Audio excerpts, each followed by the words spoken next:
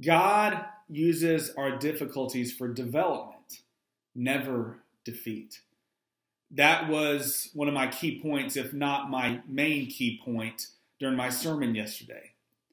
And I have to be honest with you, it was not a key point or a main point that I like to use, at least not initially, because I don't want to accept that life is going to have difficulties.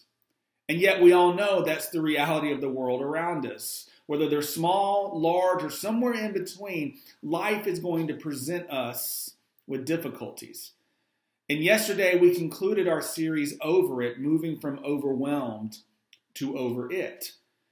Now, through our faith, we want to be over the things that are causing anxiety and stress in our lives. But the reality, though, is they may not be over with us. They're going to keep coming. The world is going to happen. Difficulties will arise. And as I said last week, we can live with peace in the chaos, in the uncertainty, because we know our future reality. We know how this story ends.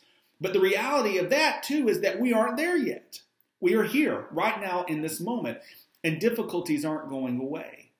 And so we have to understand that while God may not cause the difficulties, God can work in the difficulties, and he can develop us more and more into the people he wants us to be, so that we ultimately then can be a people of hope. And I believe that's the faith that inspires. Now, there are different ways to approach the promotion of our faith, and sometimes I think people think that we should tell people that you give your life to Jesus, everything's going to be great. But the reality is we all know that's not true. Ultimately, it's going to be okay. But the reality is that the world still comes at us, and difficulties are still there. The faith, I believe, that inspires our world is a faith that perseveres. And that's what we talked about yesterday, is this idea that perseverance is a gift from God. That the problems that come our way may not be because of God's work. In fact, they're usually just because the world is a broken place. But God can work in those difficulties and shape us into who he wants us to be.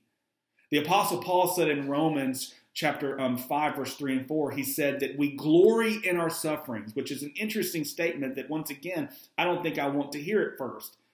But then he says this: we glory in our sufferings because we know that suffering produces perseverance. We become a people of perseverance.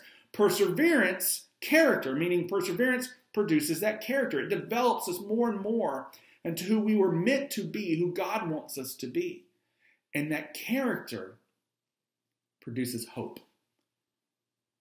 And we become a people of hope. And once again, that's the faith that transforms the world. That we tell a world that sometimes seems hopeless that there is hope. There is hope found in God. But to get to that point, we have to persevere. We have to trust God in the process. That God is developing us in the difficulties. He is not defeating us. God is in the business of victory, right? We are victorious in Jesus. But the world is never going to stop coming at us. And so God uses that. He develops us. And he gives us this character that is more and more like him. And then we go into the world and we preach a message of hope. And I'm telling you, that is what lights the world on fire for God.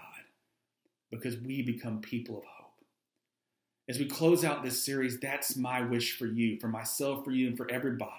Is that in the midst of all the stuff around us, we understand our future reality. And we can live with that peace that ultimately it's going to be okay. But right now, when it doesn't seem okay, we keep pushing forward. We let God develop us to become the person he wants us to be. And then we become people of hope. And we let the world know that they can become those people of hope as well. And we inspire a world that so desperately needs inspiration. I pray that you have a great Monday, and I pray that you have a great rest of the week. And I'll see you next week. God bless you.